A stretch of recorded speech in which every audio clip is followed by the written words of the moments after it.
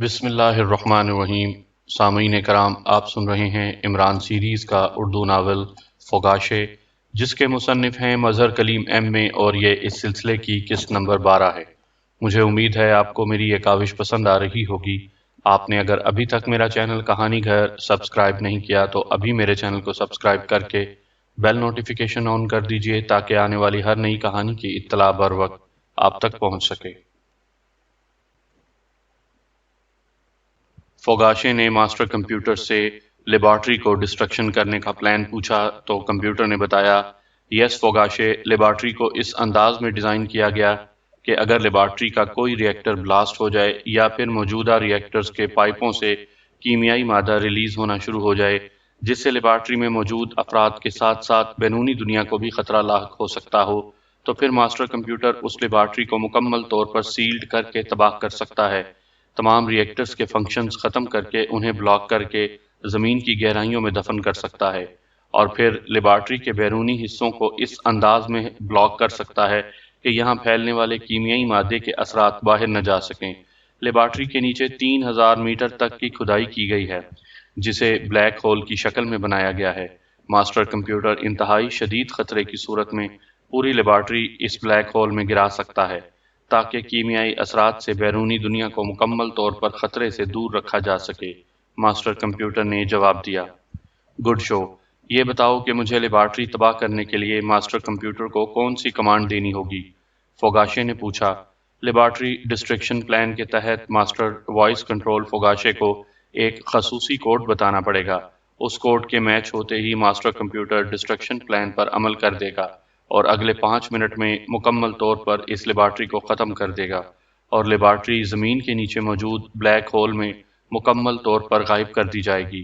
Master computer نے کہا، good show, مجھے ڈسٹرکشن پلان کا کوڈ بتاؤ۔ فوگاشے نے کہا، destruction plan code master computer کے پاس نہیں ہے، یہ کوڈ ڈاکٹر اشتیاق جانتا ہے۔ ماسٹر کمپیوٹر نے کہا، اوہ ٹھیک ہے، میں ڈاکٹر اشتیاق سے کوڈ معلوم کر لوں گا، پھر جیسے ہی میں تمہیں کوڈ بتاؤں تم فوراً لیبارٹری کو تباہ کرنے کے پلان پر عمل کرنا شروع کر دینا۔ فوگاشے نے کہا، اوکے ماسٹر فوگاشے، ماسٹر کمپیوٹر تمہاری ہدایات پر عمل کرے گا، ماسٹر کمپیوٹر نے جواب دیا۔ اس کا جواب سن کر فوگاشے کے چہرے پر بے پناہ سکون کے تاثرات پھیلتے چلے گئے، جیسے اس نے بہت بڑا معرکہ سر انجام دے دیا ہو۔ عمران نے کار ایک بڑی عمارت کے گیٹ کے سامنے روکی۔ اس کی کار روکتے ہی اس کے پیچھے مزید 4 کاریں رکیں اور ان میں سے سیکرٹ سروس کے ممبران نکل کر باہر آ گئے۔ عمران بھی کار سے نکلا اور تیز تیز چلتا ہوا عمارت کے گیٹ کی طرف بڑھتا چلا گیا۔ گیٹ پر 2 مسلح گارڈ موجود تھے۔ عمران کو اپنی طرف آتے دیکھ کر وہ چوکنے ہو گئے۔ یس پلیز، ایک گارڈ نے آگے بڑھ کر عمران کے سامنے آتے ہوئے کہا، مجھے ڈاکٹر اشتیاق سے ملنا ہے، ابھی فوراً۔ عمران نے بڑے سخت لہجے میں کہا، ڈاکٹر اشتیاق اس وقت رہائش گاہ میں نہیں ہیں، وہ لیبارٹری گئے ہوئے ہیں۔ گارڈ نے جواب دیا، ان کا پرسنل اسسٹنٹ کریم خان وہ کہاں ہے؟ عمران نے اسے تیز نظروں سے گھورتے ہوئے کہا، کریم خان وہ ابھی تھوڑی دیر پہلے آیا ہے، وہ اندر ہی موجود ہے۔ گارڈ نے جواب دیا، اوکے، مجھے کریم خان کے پاس لے چلو، مجھے اس سے ضروری بات کرنی ہے۔ عمران نے سنجیدگی سے کہا، لیکن آپ ہیں کون اور یہ سب؟ گارڈ نے حیرت سے اس کی طرف اور اس کے ساتھیوں کی طرف دیکھتے ہوئے کہا، جو کاروں سے نکل کر اس طرف ہی آ گئے تھے، ہم خدائی فوجدار ہیں، جلدی کرو، اگر وہ بھاگ گیا تو پھر اس کی ساری ذمہ داری تم پر ہوگی۔ عمران نے غرا کر کہا۔ اس کی بات سن کر دوسرا گارڈ بھی تیز تیز چلتا ہوا عمران کے پاس آ کر کھڑا ہو گیا۔ کون بھاگ گیا؟ کس کی بات کر رہے ہو تم؟ دوسرے گارڈ نے حیرت بھرے لہجے میں کہا، تمہارا چچا۔ عمران نے کہا اور ساتھ ہی اس نے بجلی کی سی تیزی سے پہلے گارڈ پر حملہ کر دیا۔ اس نے گارڈ پر حملہ کرتے ہوئے قریب کھڑے صفدر کو اشارہ کیا تو صفدر بھی بجلی کی سی تیزی سے حرکت میں آیا اور اس نے دوسرے گارڈ کو بھی دبوچ لیا۔ عمران نے گارڈ کی گردن پکڑی تھی، صفدر نے بھی تیزی سے حرکت کرتے ہوئے پہلے گارڈ کے دونوں ہاتھ پکڑے اور پھر اس نے گارڈ کو تیزی سے گھماتے ہوئے اس کی گردن پر ہاتھ ڈال دیے۔ ہاف آف کرو اسے، عمران نے تیز لہجے میں کہا اور اس نے خود بھی پہلے گارڈ کی گردن کو مخصوص انداز میں جھٹکا دیا تو گارڈ بے جان ہو کر اس کے بازوؤں میں جھولتا چلا گیا۔ صفدر نے بھی دوسرے گارڈ کی گردن کی مخصوص رگ دبا کر اسے بے ہوش کر دیا تھا۔ اندر چلو جلدی، عمران نے تیز لہجے میں کہا تو جولیا اور اس کے ساتھی تیزی سے گیٹ کی طرف بڑھے۔ عمران نے بے ہوش گارڈ کو کھینچ کر گیٹ کے سائیڈ والی دیوار سے لگا کر کھڑا کر دیا۔ صفدر بھی بے ہوش گارڈ کو اٹھا کر گیٹ کے پاس لے آیا۔ اس عمارت کے ارد گرد موجود دوسری عمارتوں میں خاموشی چھائی ہوئی تھی۔ چونکہ یہ شہر کا پوش علاقہ تھا اس لیے اس طرف شاذ و نادر ہی کوئی دکھائی دیتا تھا، اور دن کے وقت جب کڑاکے کی دھوپ پڑ رہی ہوتی تھی تو اس علاقے کی سڑکوں پر ویرانی چھا جاتی تھی۔ لوگ گرمی سے بچنے کے لیے اے سی چلا کر کمروں میں ہی بند ہو کر رہ جاتے تھے۔ یہی وجہ تھی کہ عمران اور صفدر ان دونوں گارڈز کو قابو پا کر انہیں فوراً بے ہوش کر چکے تھے۔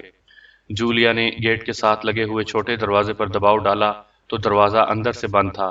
دروازہ بند ہے، جولیا نے آہستہ آواز میں عمران سے مخاطب ہو کر کہا، تاکہ اگر گیٹ کے پاس اندر کوئی موجود ہو تو وہ اس کی آواز نہ سن سکے۔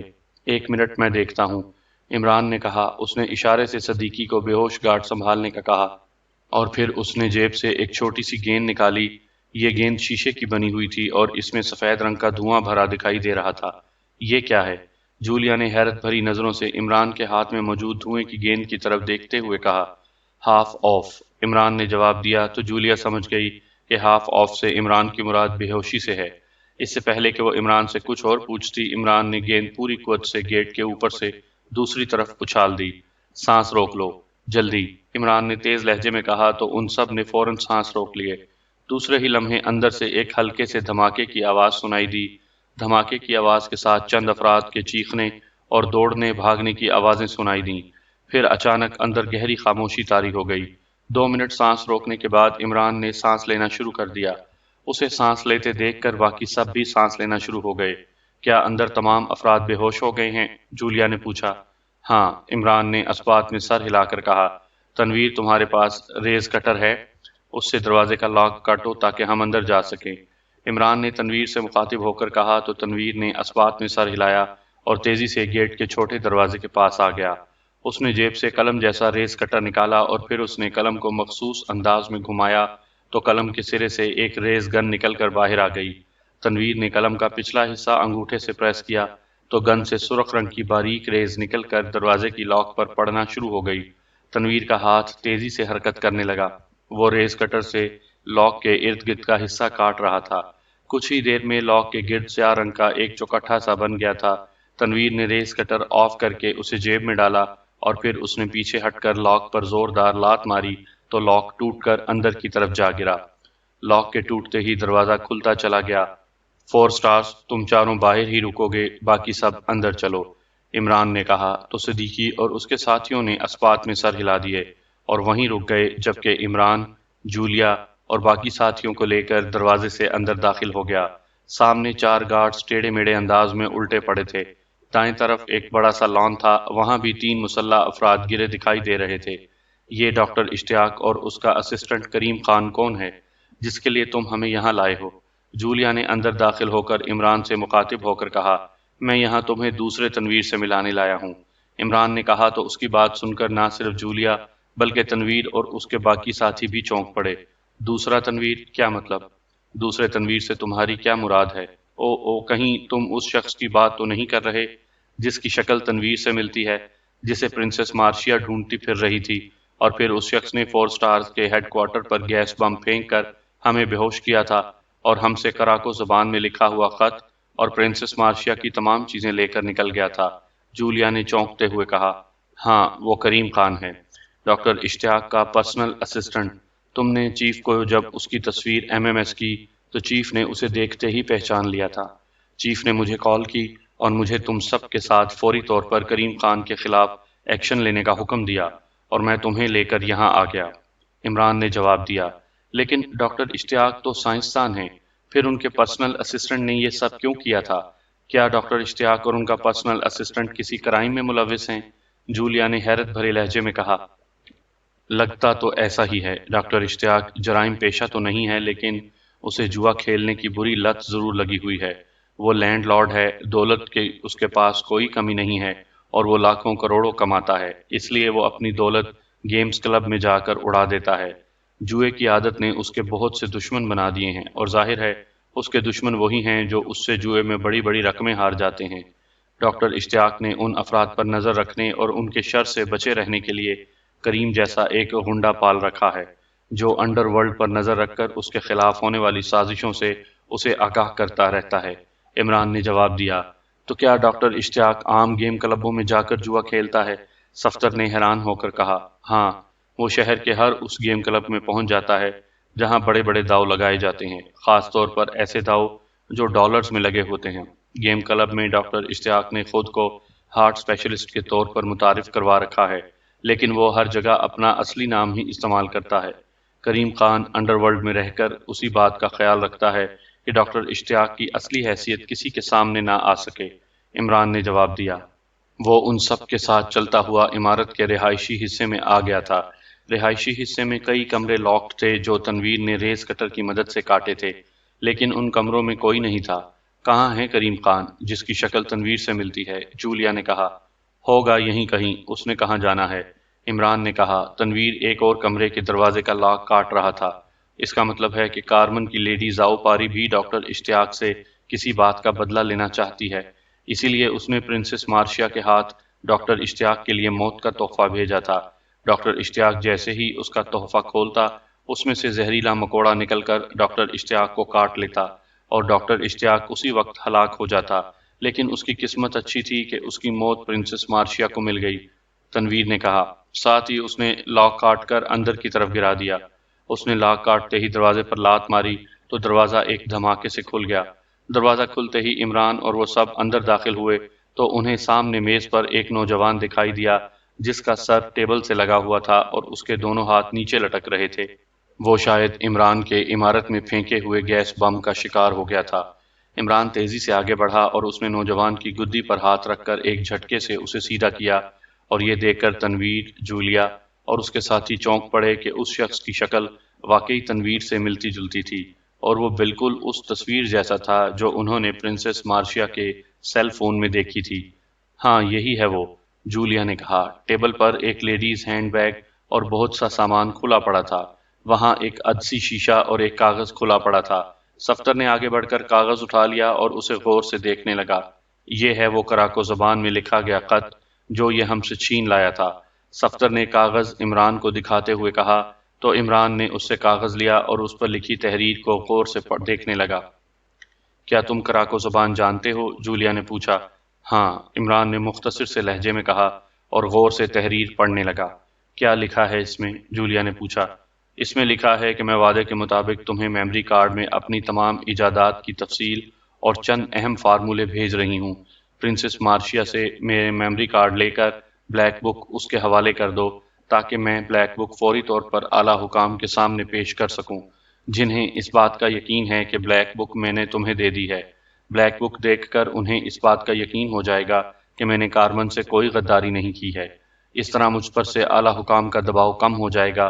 مزید لکھا ہے کہ جب تک تم بلیک بک پرنسس مارشیا کو نہیں دو گے، اس وقت تک یہ تمہیں میموری کارڈ نہیں دے گی، تاکہ ایسا نہ ہو کہ بلیک بک کی طرح تم میموری کارڈ بھی اپنے پاس سنبھال لو اور ادھر میری زندگی عذاب میں آ جائے۔ عمران نے خط کا متن پڑھتے ہوئے کہا، کیا مطلب ہوا ان سب باتوں کا؟ جولیا نے حیرت بھرے لہجے میں کہا۔ سیدھی سی بات ہے، ڈاکٹر اشتیاق کے پاس لیڈی زاؤ پاری کی دی ہوئی کوئی مخصوص بک ہے جسے بلیک بک کہا جاتا ہے۔ لیڈی زاؤ پاری نے ڈاکٹر اشتیاق سے بلیک بک مانگی ہوگی تو ہو سکتا ہے کہ ڈاکٹر اشتیاق نے اس سے چند فارمولوں کی ڈیمانڈ کر دی ہو۔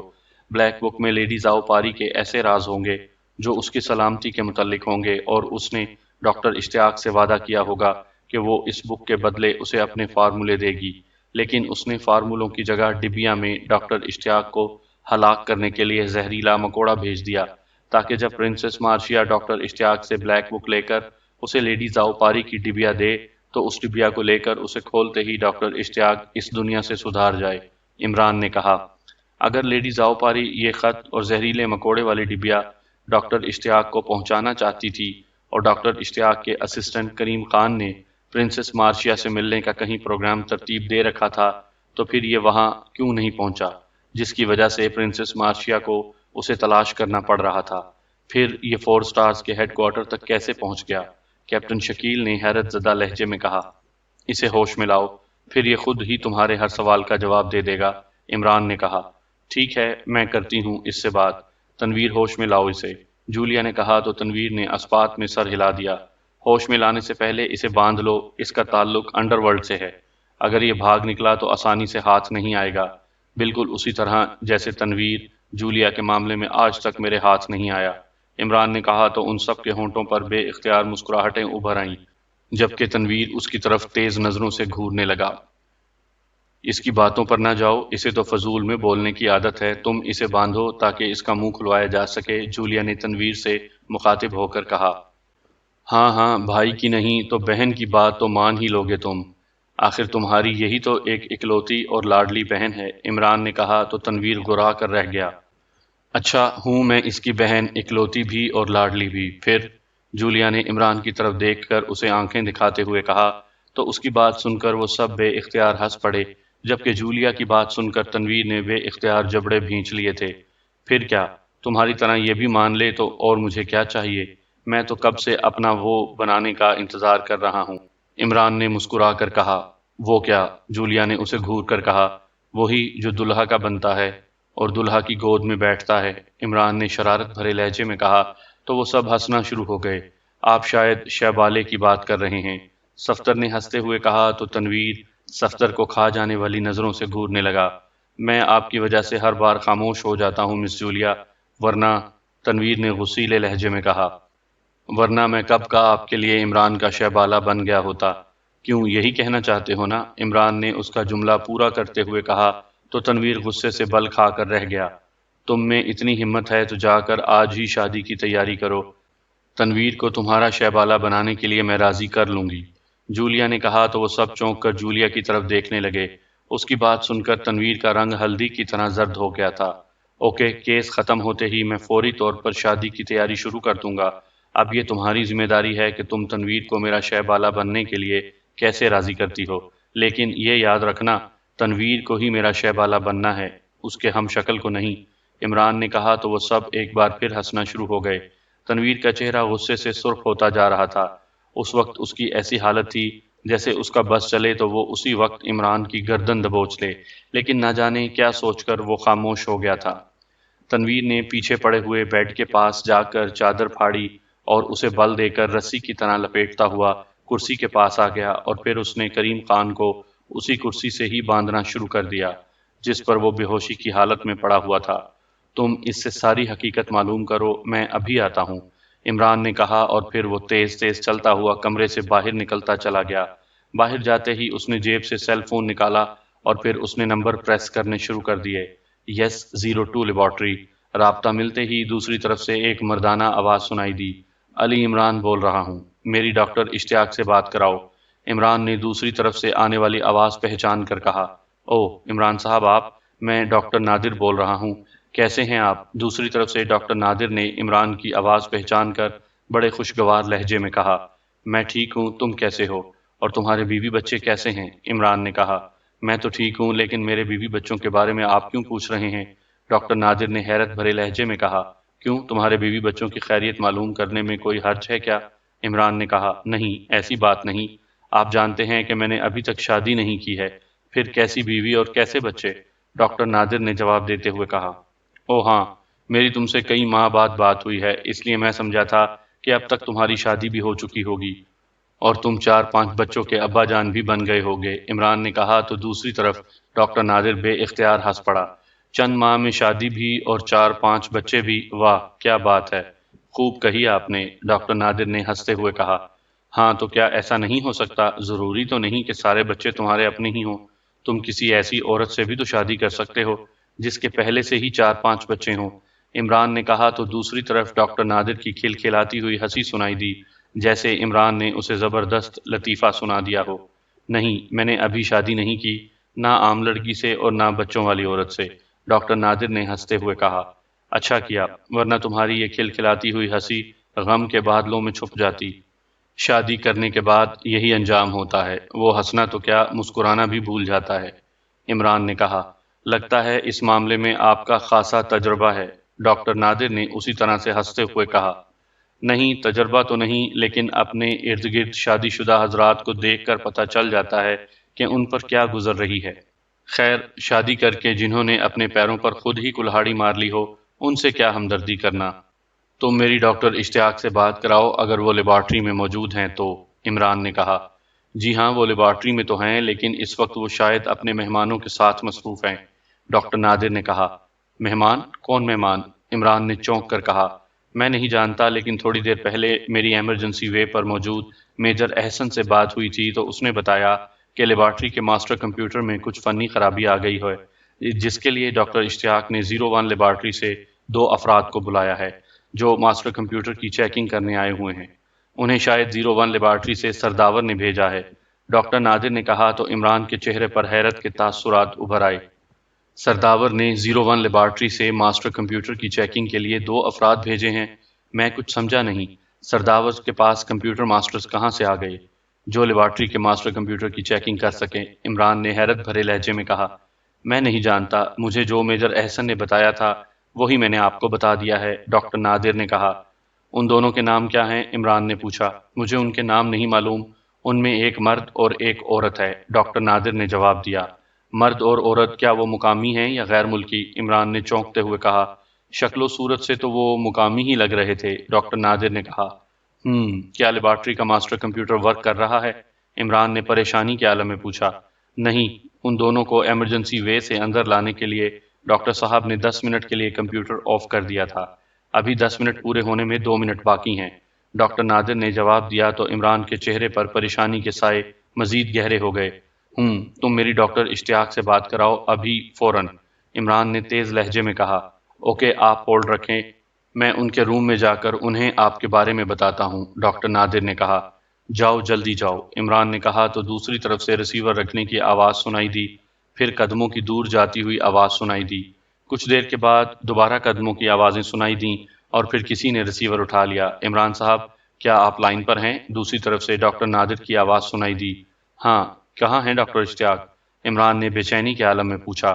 میں ان کے آفس گیا تھا لیکن ان کا آفس اندر سے بند ہے۔ میں نے ان کے سیل فون پر بھی ٹرائی کی تھی لیکن ڈاکٹر صاحب کا سیل فون بھی آف جا رہا ہے۔ دوسری طرف سے ڈاکٹر نادر نے قدرے پریشانی کے عالم میں کہا تو عمران نے بے اختیار ہونٹ بھینچ لیے۔ تم مجھے ان دونوں کے حلیے بتاؤ، جلدی، عمران نے کہا تو ڈاکٹر نادر اسے ڈاکٹر اشتیاق کے ساتھ آنے والے افراد کے حلیے بتانے لگا۔ ان کے حلیے سن کر عمران کے دماغ میں آندھیاں سی چلنا شروع ہو گئیں۔ ان کا حلیہ سنتے ہی وہ سمجھ گیا تھا کہ 02 لیبارٹری میں ڈاکٹر اشتیاق کے ساتھ آنے والے دونوں مہمان کون ہو سکتے ہیں۔ اس کے دماغ میں ایک بار پھر فوگاشے اور اینجلینا نام کے دھماکے ہونا شروع ہو گئے۔ اب ایک بات دھیان سے بتاؤ، خوب غور کر کے، عمران نے ہونٹ بھینچتے ہوئے کہا۔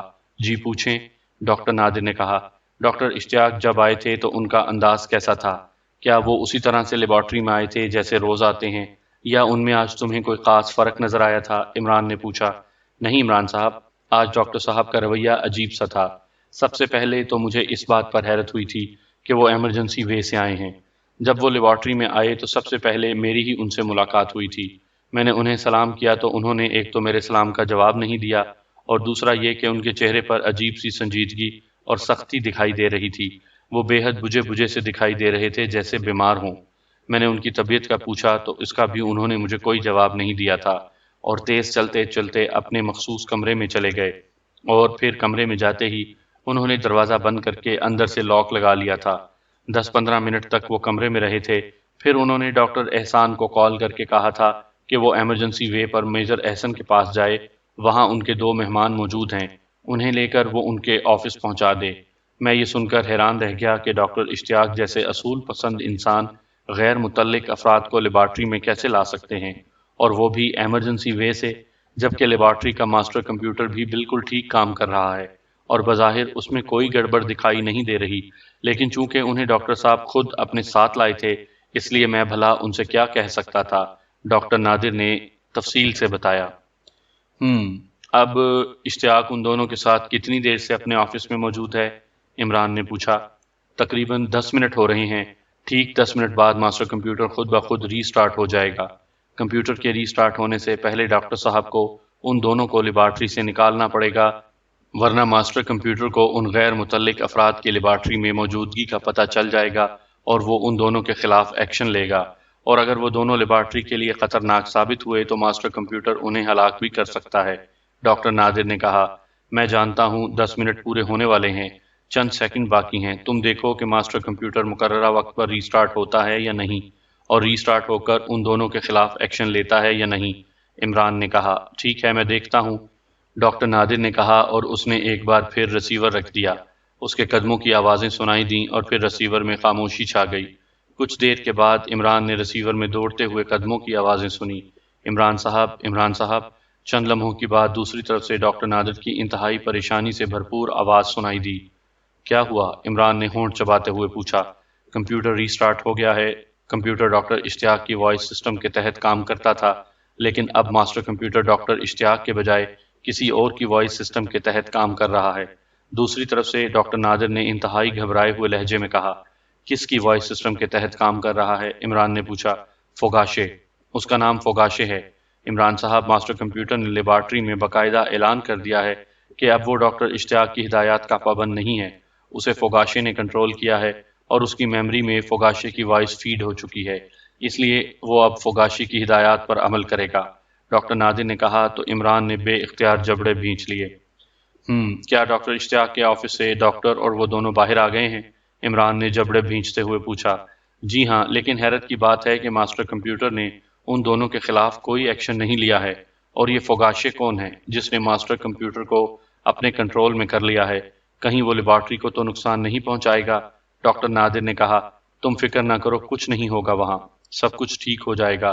میں خود آ رہا ہوں وہاں، تم میرے فون اور میری آمد کے بارے میں کسی کو نہ بتانا، عمران نے کہا۔ ڈاکٹر اشتیاق کو بھی نہیں؟ ڈاکٹر نادر نے پوچھا۔ نہیں، بالکل نہیں، بس تم میرا انتظار کرو، عمران نے کہا اور ساتھ ہی اس نے رابطہ ختم کر دیا۔ تو وہ دونوں 02 لیبارٹری میں موجود ہیں اور انہوں نے لیبارٹری پر قبضہ کر لیا ہے، عمران نے غراہٹ بھرے لہجے میں کہا۔ کون 02 لیبارٹری میں موجود ہیں اور کس نے لیبارٹری پر قبضہ کیا ہے؟ اچانک جولیا کی آواز سنائی دی جو کمرے سے نکل کر باہر آ رہی تھی، اور اس نے عمران کی آواز سن لی تھی۔ فوگاشے اور اینجلینا 02 لیبارٹری میں موجود ہیں اور انہوں نے لیبارٹری کے ماسٹر کمپیوٹر کو اپنے کنٹرول میں کر کے لیبارٹری پر قبضہ جما لیا ہے، عمران نے کہا تو جولیا کے چہرے پر تشویش کے تاثرات نمایاں ہونے لگے۔ اس کے پیچھے اس کے ساتھی بھی باہر آ گئے تھے، وہ بھی 02 لیبارٹری پر قبضے کا سن کر چونک پڑے تھے۔ لیکن وہ دونوں لیبارٹری میں پہنچ کیسے گئے؟ لیبارٹری کا تو سیکیورٹی نظام انتہائی فول پروف ہے اور وہ لیبارٹری ناقابل تسخیر ہے جہاں کسی غیر متعلق شخص کا داخلہ قطعی ناممکن ہے، صفدر نے حیرت بھرے لہجے میں کہا۔ ان دونوں نے لیبارٹری کے انچارج ڈاکٹر اشتیاق کو اپنی ٹرانس میں لیا تھا اور ڈاکٹر اشتیاق انہیں خود لیبارٹری میں لے گیا ہے، عمران نے کہا۔ اوہ، تو یہ بات ہے، جولیا نے کہا۔ کریم خان سے کیا پتہ چلا ہے؟ عمران نے پوچھا۔ وہ آسانی سے زبان نہیں کھول رہا تھا، جس کے لیے مجھے اس پر مخصوص انداز میں تشدد کرنا پڑا۔ مجھے اس کے دونوں کان، ناک اور اس کے گالوں کے ساتھ ساتھ اس کی ایک آنکھ پر بھی خنجر چلانا پڑا تھا۔ تب جا کر اس نے بتایا کہ وہ ڈاکٹر اشتیاق کے کہنے پر پرنسس مارشیا سے لیڈی زاؤ پاری کا پیغام اور میموری کارڈ چھیننے گیا تھا۔ وہ اس جگہ موجود تھا جہاں پرنسس مارشیا اس کا انتظار کر رہی تھی۔ اس کا ارادہ تھا کہ پرنسس مارشیا کسی ایسی جگہ جائے جہاں وہ اسے آسانی سے گھیر سکے اور اس سے لیڈی زاؤ پاری کا پیغام اور اس کا دیا ہوا باکس چھین سکے، لیکن پرنسس مارشیا کافی دیر وہاں رکی رہی۔ پھر جب وہ تھک ہار کر واپس جانے لگی تو کریم خان نے اس کی کار تنویر کی کار سے ٹکرانے سے بچتے دیکھی تھی، اور پھر وہ دونوں میدانی علاقے کی طرف چلے گئے تھے جہاں انہوں نے ڈوئل کھیلا تھا۔ کریم خان اس وقت چونکہ اکیلا تھا اور اس نے تنویر اور پرنسس مارشیا کا نشانہ دیکھ لیا تھا، اس لیے وہ وہیں چھپ گیا تھا، اور پھر جب وہ دونوں 4 سٹار ہیڈ کوارٹر کی طرف گئے تو کریم خان بھی ان کے پیچھے چلا گیا۔ پرنسس مارشیا کو تنویر کے ساتھ 4 سٹارز کے ہیڈ کوارٹر میں جاتے دیکھ کر کریم خان وہاں سے چلا گیا، اور پھر وہ اپنے ساتھ 2 گنڈوں کو لایا اور اس نے عمارت میں گیس بم پھینک دیا تاکہ وہ عمارت میں داخل ہو کر پرنسس مارشیا سے لیڈی زاؤ پاری کا پیغام اور باکس چھین سکے۔ اسے چونکہ لیڈی زاؤ پاری کے پیغام اور باکس سے مطلب تھا، اس لیے اس نے نہ ہمیں نقصان پہنچایا تھا اور نہ ہی پرنسس مارشیا کو۔ اسے تو یہ بھی معلوم نہیں تھا کہ پرنسس مارشیا ہلاک ہو چکی ہے، وہ یہی سمجھ رہا تھا پرنسس مارشیا اور ہم سب گیس بم کی وجہ سے بے ہوش ہوئے ہیں، اور پھر وہ اپنے ساتھیوں کے ساتھ واپس چلا گیا، جولیا نے تفصیل بتاتے ہوئے کہا۔ یہ سوال تو اب بھی باقی ہے کہ آخر لیڈی زاؤ پاری نے ڈاکٹر اشتیاق کو موت کا تحفہ کیوں بھیجا تھا، اور ڈاکٹر اشتیاق کا لیڈی زاؤ پاری سے کیا تعلق تھا؟ عمران نے الجھے ہوئے لہجے میں کہا۔ اس کے بارے میں کیا کہہ سکتی ہوں، جولیا نے کہا۔ اچھا، اب خاموش ہو جاؤ، مجھے چیف سے بات کرنی ہے، عمران نے کہا تو ان سب نے اسبات میں سر ہلا دیے۔ عمران نے سیل فون سے چیف کے نمبر پریس کیے اور کالنگ بٹن پریس کر کے سیل فون کان سے لگا لیا۔ X2۔ رابطہ ملتے ہی X2 کی مخصوص آواز سنائی دی۔ عمران بول رہا ہوں چیف، عمران نے بے حد سنجیدہ لہجے میں کہا۔ یس بولو، کس لیے فون کیا ہے؟ ایکس ٹو نے پوچھا۔ چیف، فوگاشے اور انجلینا کے بارے میں پتہ چل گیا ہے، عمران نے کہا۔ گڈ شو، کہاں ہیں وہ دونوں؟ ایکس ٹو نے پوچھا۔ وہ دونوں 02 لیبارٹری میں موجود ہیں، عمران نے کہا۔ 02 لیبارٹری کیا مطلب؟ وہ 02 لیبارٹری میں کیسے پہنچ گئے؟ ایکس ٹو نے چونکتے ہوئے کہا۔ فوگاشے نے ڈاکٹر اشتیاق کو اپنی ٹرانس میں لے لیا ہے چیف، اور پھر وہ دونوں اس کی مدد سے 02 لیبارٹری میں پہنچ گئے ہیں، عمران نے کہا، اور پھر اس نے ڈاکٹر نادر کی بتائی ہوئی ساری باتیں چیف کو بتا دیں۔